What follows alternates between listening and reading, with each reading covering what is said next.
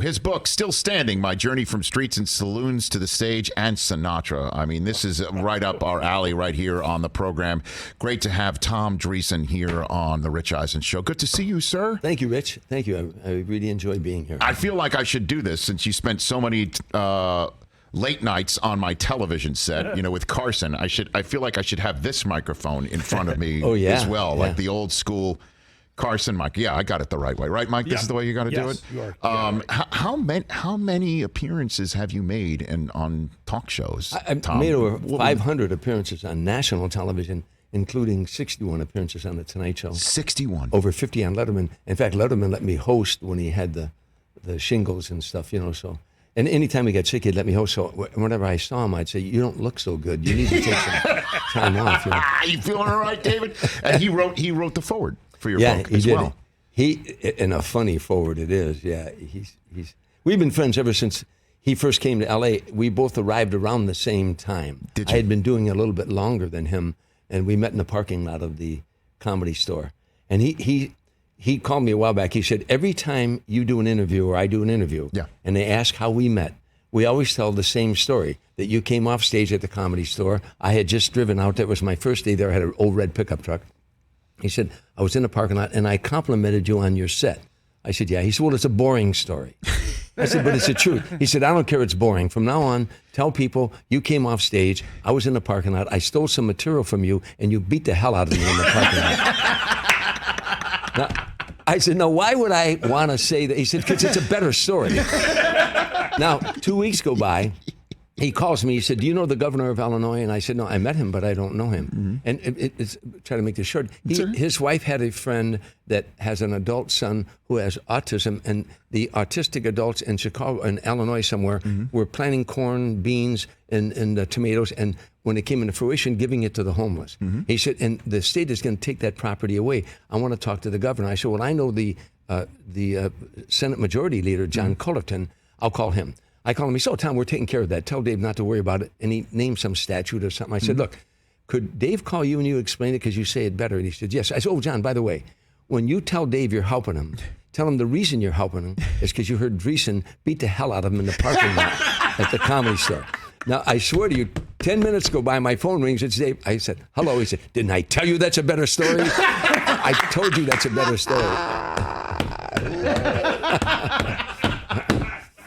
It is a better story. That's it. Oh, man, that is fantastic. And we are back on our terrestrial radio outfit. Tom Dreesen, Still Standing, My Journey from Streets and Saloons to the Stage and Sinatra, where all books can be acquired. The forward by David Letterman just told a great story about It's on Letterman. Amazon, by the way. They'll have it to your house in 2 days. It's got, I don't mean to brag, but it's got over 400 5-star reviews now.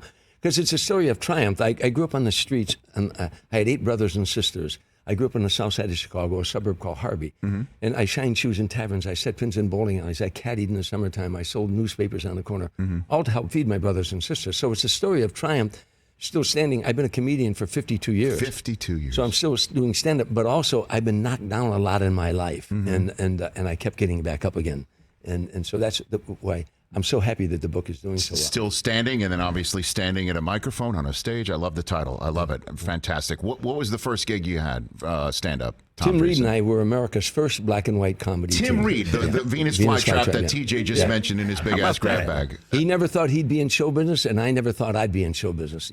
We were in the JCs. I wrote a drug education program teaching elementary school children the ills of drug abuse with humor, a concept I had. Sure. And Tim and I worked on the project together. One day, a little 8th grade girl walked out of the classroom because we played off of one another and everything. She said, you guys are funny. You ought to become a comedy team. And the thought of a black-white comedy team intrigued us because no one had ever done it before. Right. So we became America's first black and white comedy team when there were no comedy clubs.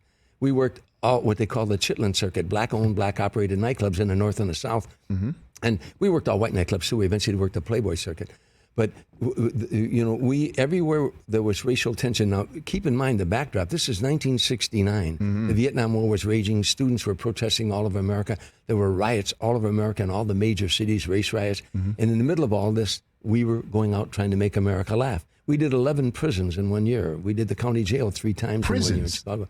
Anywhere there was racial tension, colleges or high schools, we would go not preach, but just to make people laugh. Then he became Venus Flytrap on WKRP. After 6 years, the team split up, and we went our. He wanted to be more of an actor, you know, and all that's in the book. In fact, there's talk now of Netflix maybe doing a miniseries on our life about what it was like having somebody play Tim and I. Sure. What it was like touring the nation during all that turmoil. Wow. You know, that'd be amazing. I'd be all in on something like that. It's a real interesting time. Tom Dreesen here on the Rich Eisen Show. Let's get to the Sinatra part of it.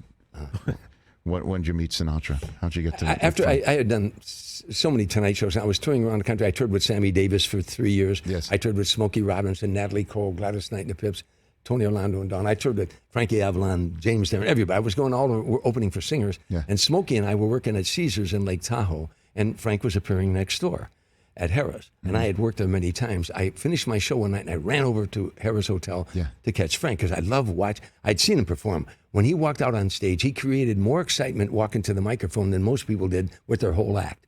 The energy in that room was just, so I didn't want to miss that opening. I'm running into the showroom and the vice president of Harrah's Hotel was talking to a big heavyset guy with a cigar. And he said to me, Tommy, come here. And I reluctantly went over because I didn't want to miss the opening. He said, Tommy, this is Mickey Rudin, which I recognized the name. That was Frank's lawyer, very powerful guy in our business. He said, Mickey, this is Tom Dreesen, and I think Tom would make a great opening act for Frank Sinatra. And the lawyer got a pained expression on his face like he'd heard that a million times. That's right. And he winked at the vice president, but I caught the wink. He said to me, hey, kid, if I gave you a week with Frank, would you want more than $50,000? I said, Mr. Rudin, put it this way. If you gave me a week with Frank, would you want more than $50,000? He said, oh, I like this kid. And he gave me the job for 1 week. I was going to open in Atlantic City, and I thought, well, I'll try to get my picture taken with him, hang it in every bar back in Chicago. You know? And the second night with him, I can remember like it was yesterday. We were having dinner. He and his wife Barbara took me out to dinner, and he set his knife and his fork down. He said to me, I like your material, and I like your style. I'd like you to do a few other dates with me if you're interested. And I didn't say, let me check my calendar. I said, yeah. It turned into 14 years, 45, 50 cities a year. Oh, my God. A friendship that he was the boss of the tour. Then later he became a buddy. We hung out till the wee hours of the morning. And then in the end, he was like a father to me. I was a pallbearer at his funeral, and I spoke at his funeral as well. And I miss him every day of my life. What a treasure, Tom. I mean, what an absolute... But the first time, though, when you met him, though, like physically walked in the room and were introduced to him, I mean, were you nervous? Were you just... What was that? No, because I tell you, when I was a little boy, shining shoes, and that's all that's in the book, shining shoes in all the bars in my neighborhood to help feed my brothers and sisters, he was on the jukebox. Of course. And it was like a dream come true that, hearing him and it's a long story, but I do a one-man show about that. It's called The Man Who Made Sinatra Laugh. I take them on it. This little boy hearing Frank Sinatra on the jukebox in the south side of Chicago to one day carrying his coffin out of a church in Beverly Hills, California.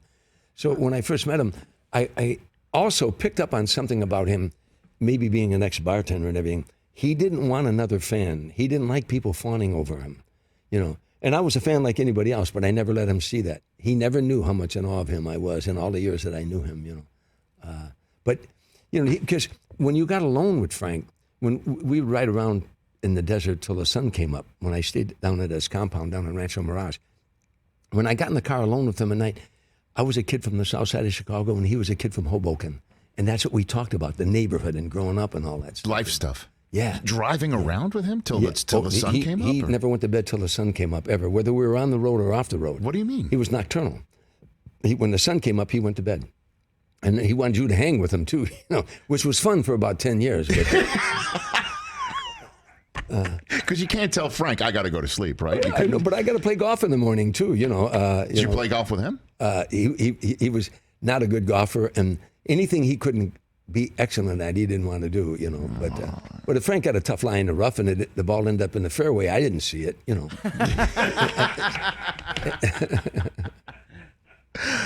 That is amazing. Tom Dreesen here on the Rich Eisen Show. And so you first wound up on Carson's show through your gig? Like they found you in a club? At the Comedy Store. In 1975, wherever you went in America, people say, what do you do for a living? I say, I'm a stand-up comedian. The next question out of their mouth was, oh, yeah?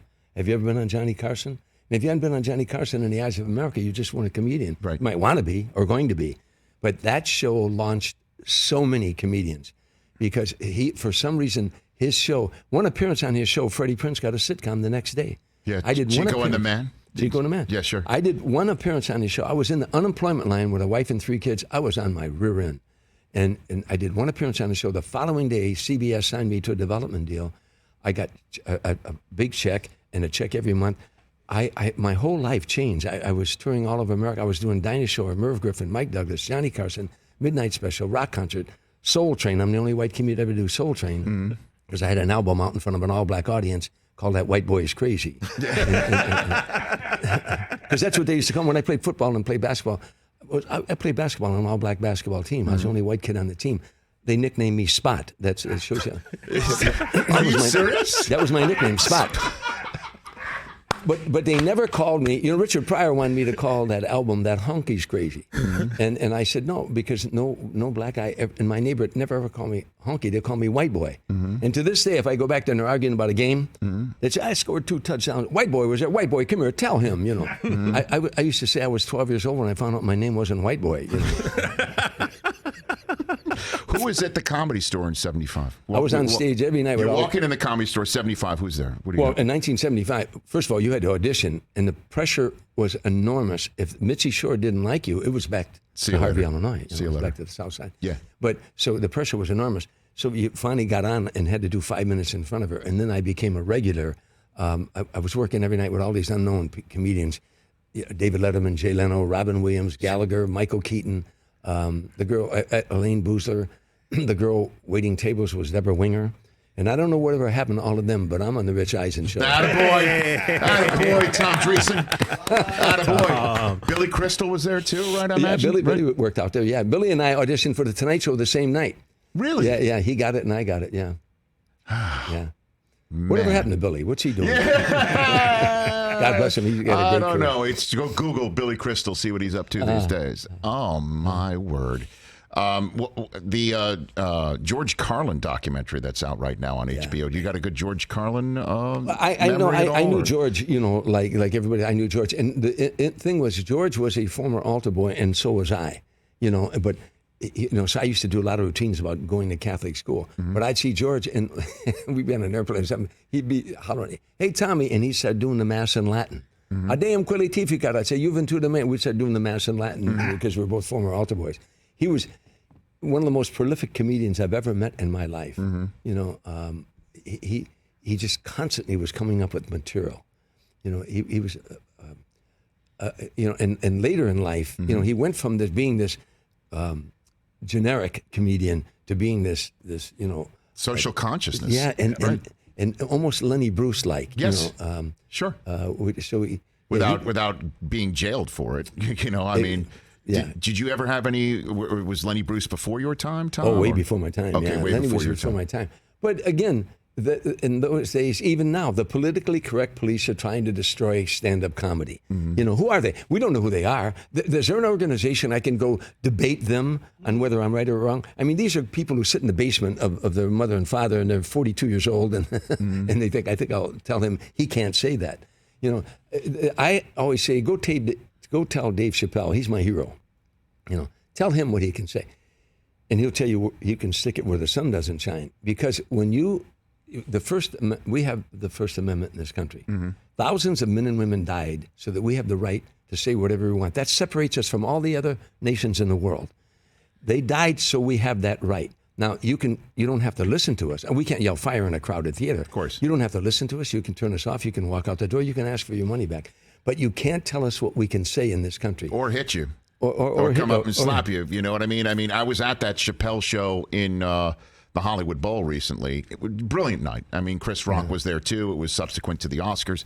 And my wife and I had just left when somebody jumped on the stage. Is that right? And Chappelle was brilliant. Yeah. Chappelle was beyond brilliant. What an incredible night. You know, when they can tell you what you can say, watch out. Because their next step is to tell you what you must think. When they tell you what you must say, then they're going to tell you what you must think, and then we become a communist country. And the stand-up comedians are the last bastion of freedom of speech in this country. You know, if I get into this, I would get very angry about it. No, I hear you. It annoys me. Who are they? We know who the Democrats are, the Republicans. We know who the Independents are. We know the Moose, the Kiwanis, the Elks. We know who the Ku Klux Klan is, but we don't know who you are. And we keep apologizing to you, and we don't know who you are. Tom Dreesen here on the Rich Eisen Show. You mentioned Richard Pryor before, too. You got a good story about him when you met him, anything about being with him? Yeah, I could tell you a story. I don't know if we have time. But it was the most moving thing that I've ever seen in stand-up comedy. Oh, my gosh, we have time for that, Tom Dreesen. And what I saw him do, that's why I do a one-man show now. I saw him do something years ago at the Comedy Store. It was when there was a centennial, and he was talking about the bicentennial. Mm-hmm. And he was having people, and I was in the back of the Comedy Store, and people were roaring. We were up here laughing. And then all of a sudden, he went into a character of an old man that lived in that era, and he started talking about happy birthday, America. Happy birthday, And he started talking to this old man about all the atrocities this old man went through. And he started talking about his mother. And all of a sudden, you could hear people breathing in the audience. He was getting very serious in his old man. And now he started talking about that his mother and he said, my mammy, you called her mammy. He said, she worked in the kitchen for the white folks. And she was very important for the white folks. And he said, sometimes they used my mother's breast because the white woman couldn't have enough milk in her breast. And yes, my mother saved those lives. And she worked in the kitchen 16 hours a day. Now people are now gasping. This is in the Comedy Store. This is in the Comedy Store. 1976. He said, people are, and I'm watching him. He said, and she worked in the kitchen 16 hours a day, 7 days a week. Mm-hmm. And she never had time for me. And I'll never forgive you for that. And I'm gasping. And then he went, oh, I had you there, didn't I? And then he started doing stand-up, and he was killing them. But I wasn't laughing. I went, this guy took that audience from here, laughter, and took them down here, and then brought them back up again. Whoa, I don't know a comedian that could do that. And that's why in my one-man show, I take him to Sinatra's funeral and have him in tears, but then I turn around and do a closing monologue. But it was because he inspired me. Well, because again, I guess this is a theme in what we're talking about here, Tom, is that, stand-up comedy is to make people laugh, but it's also to hold up a mirror in a way that can make you uncomfortable from time to time, and then leave them laughing if you can going out the door. Always leave them laughing. But the cliche, many a truth was said in jest, is stand-up comedy. Mm-hmm. The stand-up. You remember the story, the emperor and his clothing, that they were making this fine clothing for the emperor, and only if you were a fool, you couldn't see it. Well, the emperor isn't going to admit that he doesn't see it. Mm-hmm. So they're saying it was a scam. So now he's going to show the kingdom and all of his people in the palace, Your Highness, you look lovely. They didn't see it either. Now he's walking through the kingdom, showing all the kingdom, and everybody's saying, oh, it's lovely. And the little boy says, he doesn't have any clothes on. Mm-hmm. And one of the adults said, you hear what that boy said? He said, he doesn't have any clothes on. And finally the adult said, you know something, I don't see any either. The child, that's who the comedian is. The comedian comes out, like Dave Chappelle, with almost childlike innocence, but tells you the truth that you as an adult really don't want to face. Except that child's a chain smoker. He must have gone through 3 packs that night when he was on the stage, Chappelle. He was, and by the way, there were times where you could hear a pin drop in the Hollywood Bowl that night. I'm with you. He's a master. He's a master. I am with you, Tom Dreesen. Man, this was great. But before you go, you got a good sports story, a Chicago sports story? You got anything for me? I was bat boy for the Cubs for 4 years. Jim Fry let me be bat boy. And so you do have a Chicago story. Okay, there you go. But I'll tell you a quicker story. You were talking about football earlier. Uh-huh. Mike Ditka used to let me come and stand on the sidelines, And Jimmy Mack and all the guys, Jimmy McMahon, all the Bears, Tom Thayer, Tim Reitman, Walter Payton, they'd come and run. I used to run 26 miles every year for multiple sclerosis for my sister. She had MS, so we called it 26 miles for Darlene. And they would come and run part of the way with me. No kidding. Yeah, Smokey Robinson's the only one who ran all 26 miles with me. But Ditka let me stand on the sidelines, and Mike would get so mad at McMahon because he'd call audibles. Mike would send in a play, and McMahon would audible. He would audible. Because Jimmy McMahon could really read a defense almost as good as anybody out there. And he used to say, it's not rocket scientists. He'd say they see the play, so he'd audible. Now, I'd be on the sidelines, and Ditka would say, Jimmy, Jimmy the play. Jimmy, don't you audible me. Jimmy, don't you audible. Jimmy, Good pass, Jimmy. Good pass. That was good pass. I appreciate you cleaning it up, Tom. Yeah, I'm sure it was a little bit more RX rated than Jimmy, the play. Yeah, for sure. Oh, so you saw that going down, huh? So it's 85 Bears? You were on the sideline? I was at the Super Bowl with them, hung out with them all week long. I never saw a more confident team. They knew they were going to win that. There wasn't any doubt that they weren't going to win that game. The reason why Chicago loves Jim McMahon, Mike Ditka, Harry Caray, what you see is what you get. They weren't somebody on microphone and then somebody different in person. What you see is what you get. Harry Caray was the same guy you saw in the air, was the same guy you... A million %. When I was at Northwestern Graduate School... I know that Richard Seth. That's right. You saw that in... Yes, I did. You saw that inside the green room. Yes. Richard Seth Eisen. It's my on my diploma from Northwestern. When I was there... I was going through the program and trying to cover every sporting event that was happening at the time in the quarter that I was in Chicago. And that quarter was when Jordan retired for the first time. Mm-hmm. And also, if I'm not mistaken, Tom Treblehorn was being named the new manager of the Cubs. Mm-hmm. I think that's what it was. Mm-hmm. And the press conference was being held at 11 a.m. at Wrigley Field. 11 in the morning, Wrigley Field. I showed up because I was an enterprising young Northwestern student early. Had to be about 10:30, quarter after 10. One person in the room, it was kind of like a bar area in Wrigley Field where they were holding the press conference. One person was there, was Harry Caray, and he already had a Bloody Mary in his hand. And there was no question it wasn't a Virgin Mary in his hand, Tom Dreesen. And that was the guy who I saw on television. Same guy. And who I thought I knew. Same guy. I don't even remember what the hell I said to him, but we had like a conversation for 2 minutes. I wish I had a better memory of the back and forth. But that I couldn't, like, I was stopped in my tracks. I'm like, oh my God, that's Harry Caray. And oh my God, that's a Bloody Mary. That has to be completely on brand for this man. I took him and Frank out. I fixed him up with Frank, hang out whenever we were in Chicago. Sinatra is the Frank, correct? Frank Sinatra, And they hung out to see who could outdrink who. At 4:30 in the morning, Harry said, "You got me, Frank." At 4:30 in the morning, he said, "That's it. I'm done." Yeah.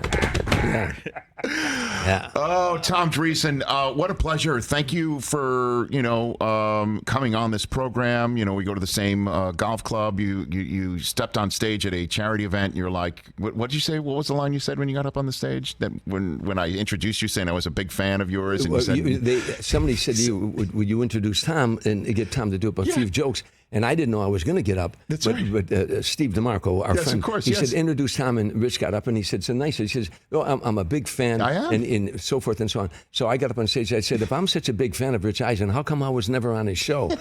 And he hollered in the back, you're on now. That's what it was.